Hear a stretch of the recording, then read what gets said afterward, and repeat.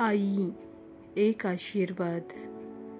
धन्य ती आई जी आपल्या मुलाबाळांना परमेश्वराचं भय धरायला शिकवते व त्याच्या मार्गाचं शिक्षणही देते.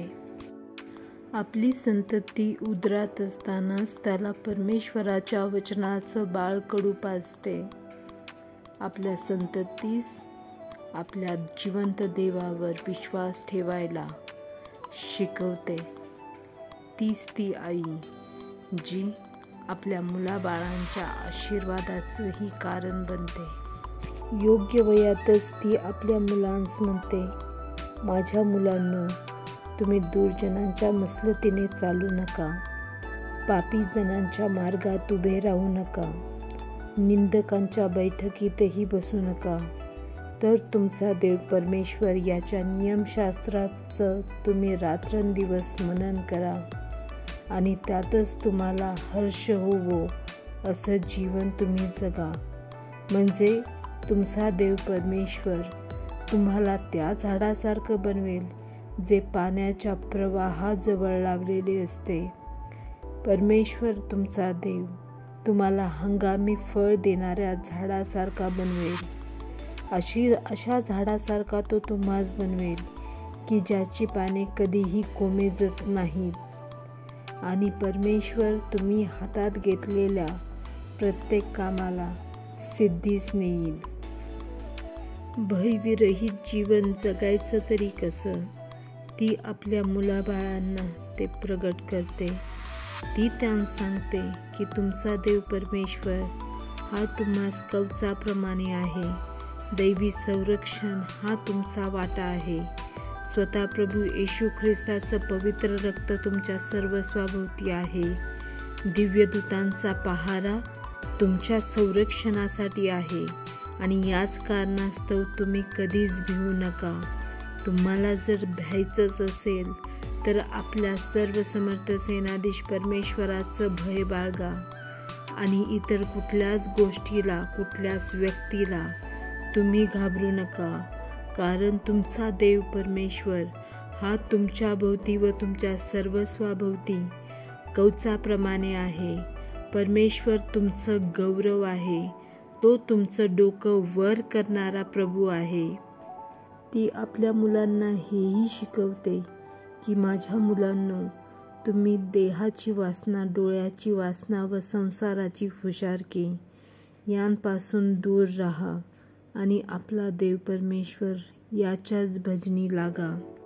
म्हणजे तो तुम्हास पवित्र आत्म्याचा व सामर्थ्याचा अभिषेक करेल. आपल्या मुलाबाळांना लोकांना पारखण्यासही शिकवते.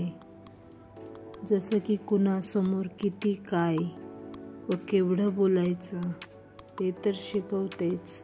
त्याचबरोबर जर कोणी घास मोजणारा असला तर त्या ठिकाणी आपलं तोंड कसं राखायचं हेही शिकवते. एखाद्या व्यक्तीचा आदर तो गरीब आहे किंवा श्रीमंत आहे यावरून ठरवायचा नसतो, तर तो व्यक्ती परमेश्वराचं भय धरतो की नाही यावरून ठरवायचा असतो.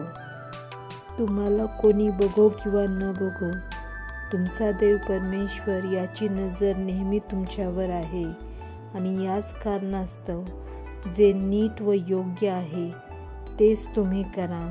सात्विकतेने चाला, नीतीने वागा, आपल्या मनापासून सत्य बोला, आपल्या जिभेने चुगली व आयाबायांच्या कहाण्या करू नका, आपल्या सोबत्यांचे वाईट करू नका.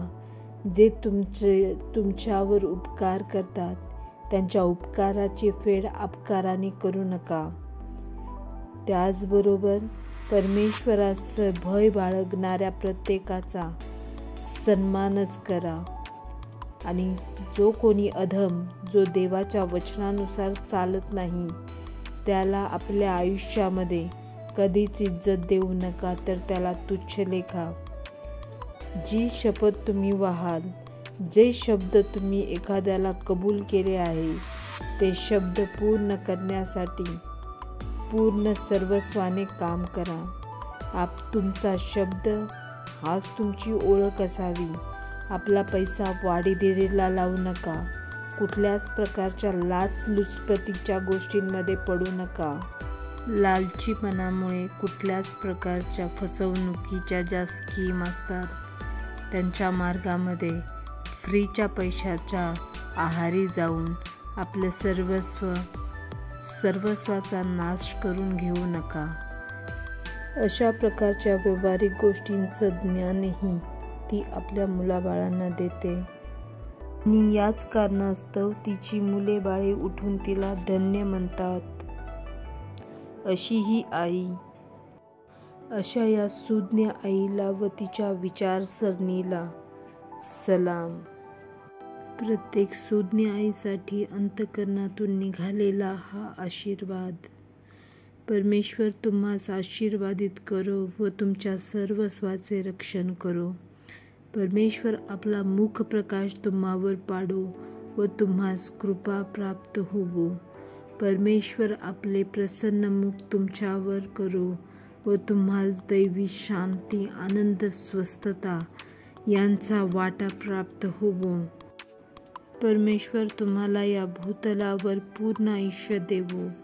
अकाली मृत्यूची भीती तुम्हास न राहो आणि तुमच्या हयातीमध्ये तुमच्या मुलाबाळांचं व नातवंडाचं कल्याण तुमच्या दृष्टीस पडो. प्रभू येशू ख्रिस्ताच्या सामर्थ्यशाली नावात. आमेन. आमेन.